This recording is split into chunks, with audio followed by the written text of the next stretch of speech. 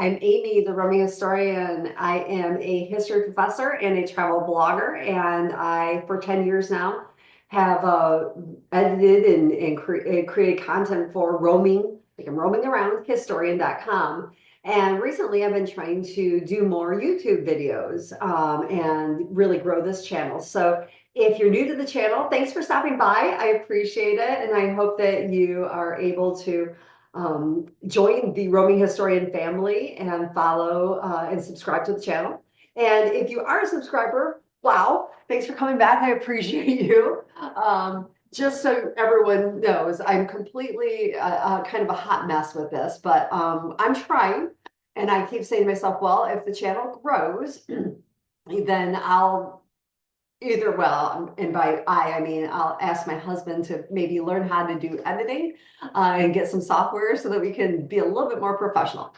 Today, though, we're going to go back to my unprofessional methods. So, one of the things that we love is Italy. My husband and I try to go there every year and stay for a substantive amount of time. We hope actually to retire there someday. So, we have friends in Italy and we have family in Italy, and I consider myself a temporary local when we're there. Today I was reading Travel and Leisure, and a woman named Elizabeth Heath had an article. Let me pull it up for you guys, the title. And I'll put this in the description box below so that you can, read it for yourself. And it was called 10 Unspoken Rules to Follow in Italy. And so I'm like, always curious, I guess, as to when somebody is, professing. I think she said she lived there for 15 plus years. And so, one thing I'll say about Italy is that, everybody has a different experience depending on where. Italy is a big country and regionalities differ. So some of the points she makes, I agree with her on, and some of the points I disagree. I'd love to hear yours, your thoughts too. One of the things that sucks the most, I guess, about YouTube, it's fun to like reach and be able to have this wide reach where all around the world, people who, as long as they can, understand English or have translations, scripts on, then, great. But we can't go back and forth, And so if, we were together, you'd see me bouncing around and I'd be, talking with my hands, which I'll probably still do, as you can see here, jazz hands. We would be able to go back and forth. So please throw stuff in the comments below and give me your thoughts too. So number one, she said, dress nicer. Okay, Elizabeth, I agree. I agree. The one thing I'm so envious of, and it is true, Italians, they are some snazzy dressers. You look at a postal worker, they're dressed to the nines. You look at a police officer and you're going, is that Ferragamo? But, we don't have to wear Dolce and Gabbana or Prada to fit in. I think that the main thing is don't be as casual as you might be here if you're from the States, as you might be in the States, keep the gym wear at the gym. Try to make sure that your clothes are fitting well. Try to get nicer fabrics. But they call it la bella figura, the beautiful figure. So, you want to cut the beautiful figure. And once, one of my Italian friends, she said to me, we dress for other people. We dress to make other people, to show our appreciation for other people and to show them that we respect them. And so we're trying to make a good presentation for them. So I think that's a beautiful way to put it. And I like that. So let me go back to the screen here. Okay. So, and by the way, this is the Roman Forum. And then you can see, whoop, back here, can you see in the background there? That's the Colosseum. All right, number two. What does Elizabeth have for number two? Eat later. This is Osteria Margutta. It's on Via Margutta in Rome. Absolutely. Absolutely. They dine, some places do offer all day dining. They are catering to tourists. They're catering to people whose palates need to be fed at different times. But generally, you're going to start eating about 7:30. Most restaurants that we enjoy that are authentic restaurants that would serve the locals, they open, and this is Florence. Now, the further south you go, the later they tend to eat, so it really is quite regional. And which is, in the article, Elizabeth says, the author says, for her, the lunch is 1 p.m. And now we go to several places in Florence that are definitely, they're for locals actually, and you'll really see police officers coming in to get sandwiches, and you'll see, regular workers just coming in carrying their tools and kind of sit down, and they open at noon. But I think everything's a little bit different depending on where you are. But yeah, so get ready, have some gelato at 4 if you need it, whatever you need to do in order to be able to eat later, because it will be expected, especially if you really want to have that great meal. Number 3, don't share single portions of food. Okay, so I went and asked my husband about this because I disagreed. Um, yeah, I'll read to you what she wrote, and then that way, you can put in the comments below whether you agree based on what you've noticed too. She put, sharing a fork full of pasta with your dining partner is one thing, splitting a bowl of pasta or steak with them is another, and is generally more frowned upon in Italy than at home. Food in Italy is meant to be enjoyed in abundance, not with a sense of denying oneself the pleasure of eating. If you know you have a small appetite, you might ask for a half portion of pasta, but apart from the occasional dessert, Italian dishes aren't usually meant for going halvesies. Well, now, she brought up the steak, so of course I think about bistecca fiorentina, the Florence steak. Those don't start, those are absolutely meant to be shared. They don't even start, the portions start at 1 kilogram, which is a couple pounds. So they definitely don't expect those to be, they expect those to be shared. You can ask, like she said, for a mezzo porzione, a half portion. I find that most places, the antipasto, so there's 4 courses, basically. There's antipasto, primo, your first course, which is pastas, soups, risottos, or risotti. And then there's secondo, that's your meats, your fishes, stuff like that. And you can have side dishes with that, like vegetables, but you wouldn't have a pasta with that as a side dish. You either generally, I mean, unless you're eating a lot, I generally choose either we have a first or a second, and then dolce is the 4th course. Now, because we can't eat a first, an antipasto, a first, a second, and what we'll do is my husband and I will divide sometimes the first and second. We'll ask them to bring it at the same time, and so we'll have our primo and our secondo together, and then that way we can divide it, and we each get some pasta, we each get some meat. Or we've never been given the side eye. I don't know. Maybe I'm wrong. And I'm definitely going to ask. One of our friends works in one of our favorite restaurants, and so I'm definitely going to ask him. It's going to be one of the first things I ask him this year. Is going to say, "Hey, what do you think of this? Is it, you know, have we been being, tacky all these years? I'd love to know." So let me know in the comments what you think. All right, next, number 4 is get out of the way. And I couldn't agree more. When you go to Italy, you're going to notice that the sidewalks are like this. The tables in a restaurant are bim, bim, bim. It's like thick, thin, and you're trying to scooch in and get around. When you're on a bus, it's often shoulder to shoulder. You guys are just, everybody's like, do, kind of thing. And so just be spatially aware. If you're taking a photo, look around you before you stop. If you're taking a phone call or you're looking at something on your phone, just make sure that, like, hey, what's going on? And this is also kind of about that Italian sensibility about being, good to everyone else around you. So thinking about what is everyone else around you? Can they get by you? Make sure you move in, did you stop traffic? Don't stop traffic. So I couldn't agree with her more on number 4. Number 5, let's get to that one. What is number 5? Oh, yes, speak more quietly.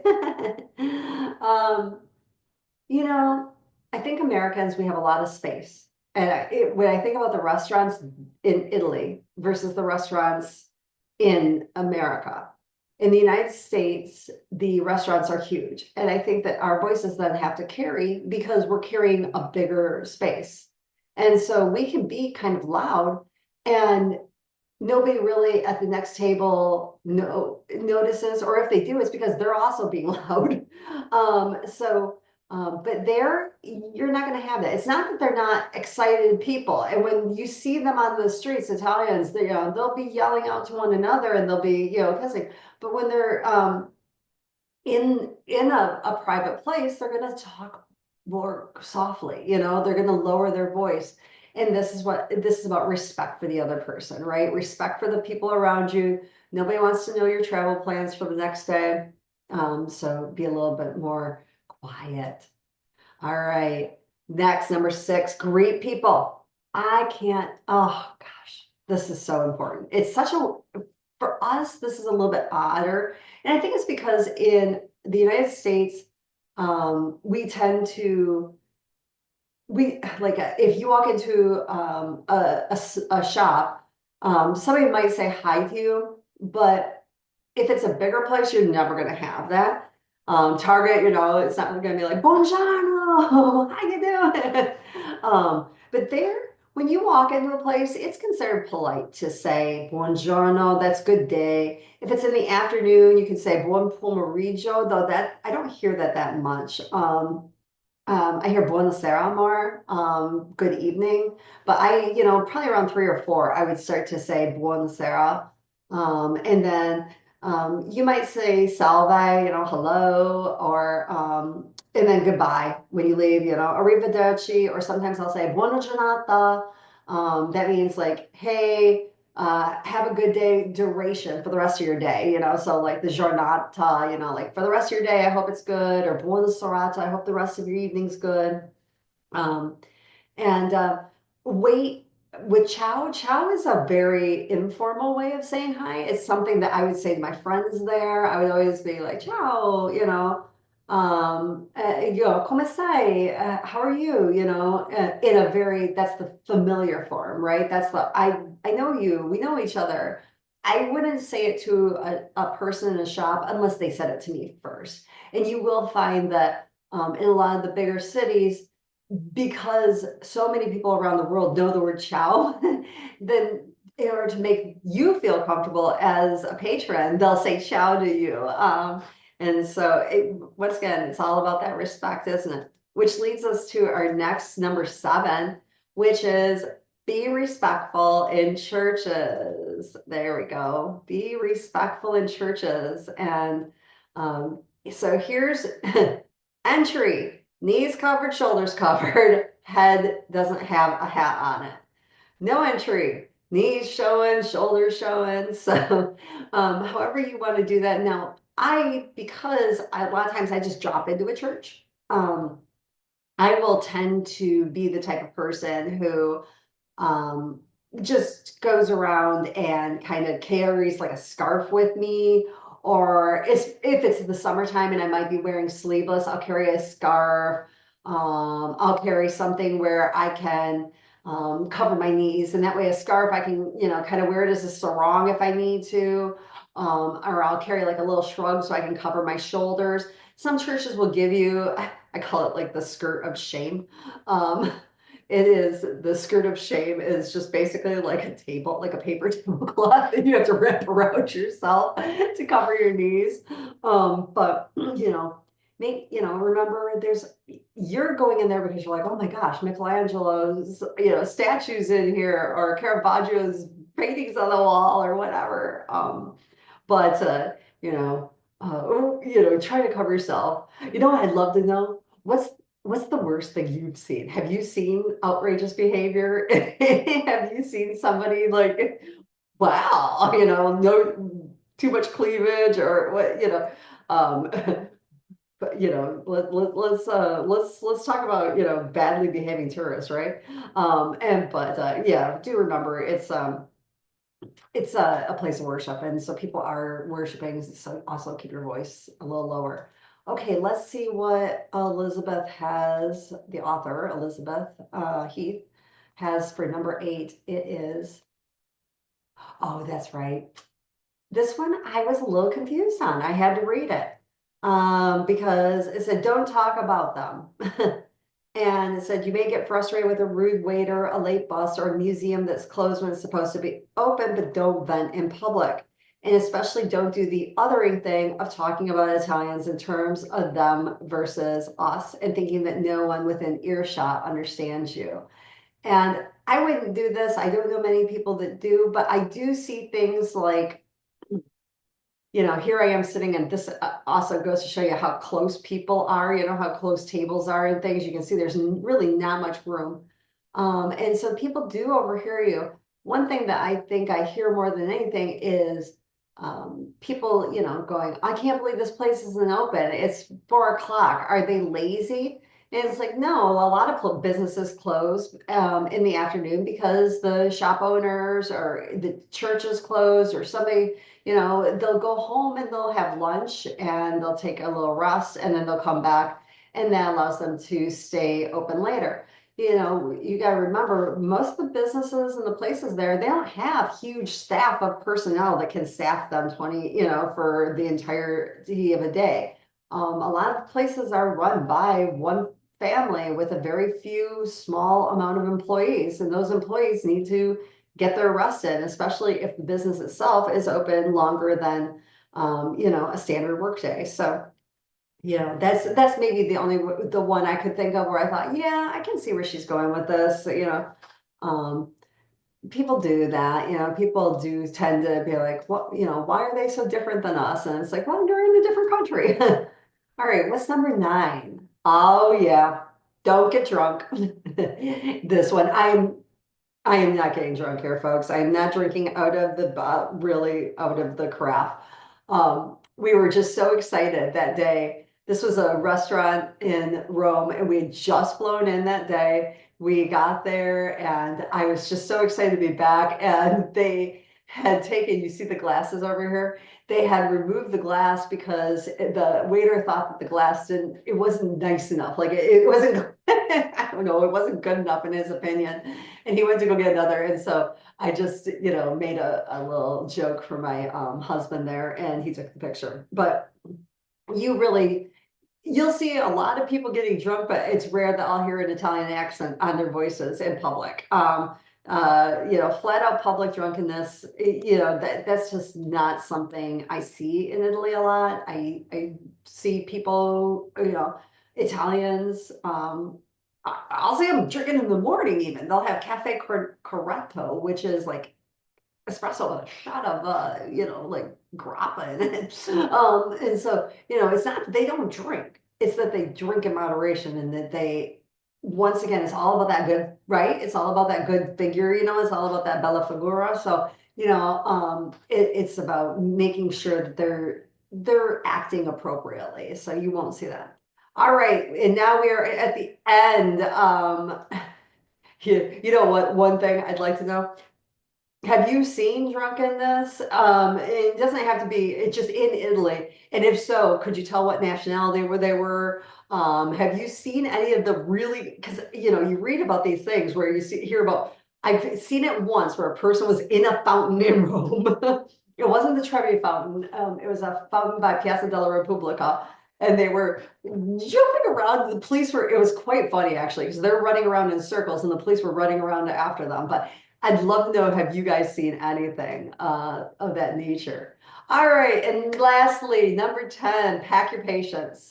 This is the Uffizi right here. This is a photo of people standing in line for the Uffizi. And I couldn't agree more with the author on this one. Meals aren't like in the United States, meals are really quick. In fact, we consider kind of bad service if your meal takes long. And it's a different culture here. We have a tipping culture in the United States, whereas they don't have a tipping culture. And so they're not trying to turn the table over. If you have the table, it is your table for as long as you want. They want you to have a good experience more than anything else. And so, go ahead, and you'll actually have to ask for your bill. You have to say, "Io conto per favore," can I get the bill? Because they're not going to rush you. They would think it was rude to give you the bill before you had asked for it. So that being said, it's going to happen. Trains are going to be late, or there's going to be a strike. There's strikes all the time. They don't last long. I mean, some of them can only last 4 hours, but it's enough that'll mess you up. And this is why when you're planning for Italy, please make sure that you don't overplan. Okay. Limit your days and expect that things are going to go wrong. Expect that, everything that you thought you were going to end, you ended up standing in line longer than you thought for something. Expect that, your train is late. Expect um, that just expect everything to be a little bit different than what you want. And then when you're annoyed, just remember you are in one of the most amazing countries in all the world. And it is an open air museum, and you can just look around you and go, oh, la dolce vita, the sweet life of Italy. And like that's the time where, depending on what time of day it is, that's the time. If I'm a little stressed, those are the times where I just say, and now is the time to either get a gelato or maybe get a cappuccino if it's the morning, or I might go, who knows, get a spritz, if it's the afternoon, I might have a cocktail. But be patient, allow yourself to enjoy that slow life, that piano, right? And just be happy that you're in one of the most amazing countries in all the world. Well, I would love to hear your thoughts. I will put the article in the description box below. So let me know, read it, give me your thoughts. Give me, what do you think about Italy? What good things, bad things, let's chat, because I read every comment that you guys write, and I try to respond to everything that's out there. So I look forward to hearing from you in the comment section, and happy travels. Ciao.